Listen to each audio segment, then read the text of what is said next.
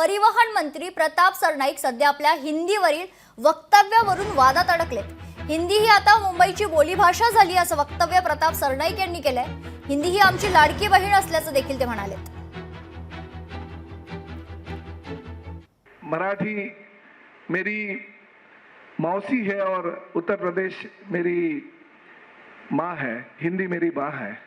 आजकल हम लोग ऐसे बोलते हैं कि मराठी मेरी मातृभूमि है, मेरी माँ है, मगर हिंदी हमारी लाडली बहन है, क्योंकि उस लाडली बहन की वजह से आज हम इतने देखो 237 के ओर पे हम आगे आ गए और उनकी माध्यम से, क्योंकि मौसी का हक जो ये लाडली बहन ने थोड़ा कम कर दिया है।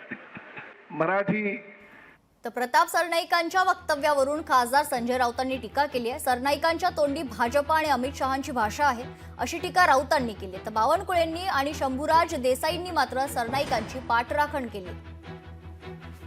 बाळासाहेब ठाकरेंनी जी शिवसेना स्थापन केली हिंदू हृदय सम्राटांनी, ही मराठी माणसाच्या उद्धारासाठी, कल्याणासाठी, त्याला स्वाभिमानानं मराठी म्हणून जगता यावं आणि मराठी भाषेचा सन्मान राहावा, तेव्हा लाडकी बहीण दुसरी कोणी, मावस बहीण, आते बहीण हे प्रकार नव्हते। आणि आता हे लोक म्हणतात आम्हीच बाळासाहेब ठाकरेंचे वारसदार, बरं का, हेच म्हणतात आम्ही बाळासाहेब ठाकरेंचे वारसदार। त्यांचे जे कोणी नेते आहेत त्यांना विचारावं, हा जो विचार आणि भूमिका आहे मराठी संदर्भातली, हीच तुमची मुख्य भूमिका आहे का?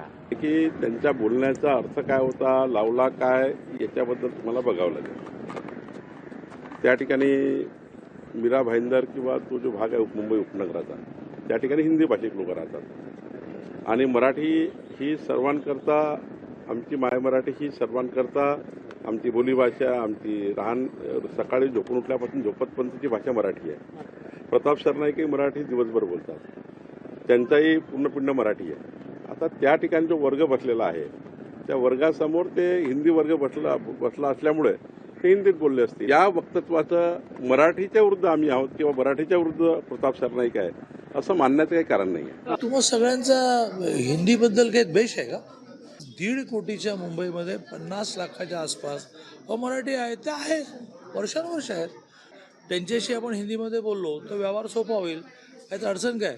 सक्ती करू नये ह्या मताचा मी आहे। सक्ती करू नये या मताचे सरकार आणि माननीय देवेंद्रजी पण आहेत। आणि त्यामुळे शाळांमध्ये ज्यावेळेला हिंदी सक्तीची असावी असं म्हटलं गेलं, माननीय मुख्यमंत्री महोदयांनी शिक्षण मंत्र्यांना ही सूचना केली की तुम्ही सक्ती हा शब्द काढा। देश की सबसे ज़्यादा बोली जाने वाली ज़बान हिंदी है। मुझे मैं अपनी बात करूँ इंडिविजुअल, देश में एक भाषा ऐसी होना चाहिए जो कश्मीर से कन्याकुमारी तक कोई भी व्यक्ति कहीं जाए बोल सके उसको। सुनिए, मैं यहाँ आया तो मुझे मराठी जानना जरूरी है, ठीक है, मराठी सीख लिया। कल मेरा ट्रांसफर हो गया आसाम में, अब मैं आसाम की सीखूँ वहाँ पे, क्योंकि आसाम में काम कर रहा हूँ मैं। कल मेरा ट्रांसफर हुआ गुजरात में, मैं गुजराती सीखूँ। देखिए, एक भाषा, हर स्टेट की भाषा का स्वागत है, लेकिन एक भाषा ऐसी होना चाहिए मेरे ख्याल से कि जो देश में चले, वो भाषा हिंदी। प्रताप सरनाईक काय म्हणते मला माहिती नाही, पण असं म्हणलं असेल तर ते चुकीचं आहे। आपल्या दृष्टीनं महाराष्ट्रामध्ये मराठीच ही एक नंबरची भाषा आहे, आमची मातृभाषा आहे आणि मराठीला आपल्या राज्यामध्ये अनन्यसाधारण महत्त्व आहे आणि आम्ही त्या विचाराचे आहोत। त्यांचा बोलण्याचा उद्देश असा होता की ज्या भागामध्ये मोठ्या प्रमाणामध्ये हिंदी भाषिक लोक राहतात आणि त्या भागात गेल्यानंतर त्या भाषेमध्ये बोलावं लागतं, या उद्देशानं ते बोललेले आहेत। याचा अर्थ मराठी भाषेला अभिजात भाषेचा दर्जा मिळालेला आहे। मराठी भाषा ही आपली मातृभाषा आहे।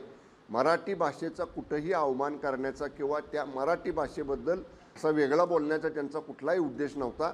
ज्या भागामध्ये हिंदी भाषिक लोक मोठ्या प्रमाणात राहतात तिथं गेल्यावर त्यांच्या बोलीभाषेमध्ये बोलावं लागतं, एवढंच सरनाईक साहेब म्हणाले।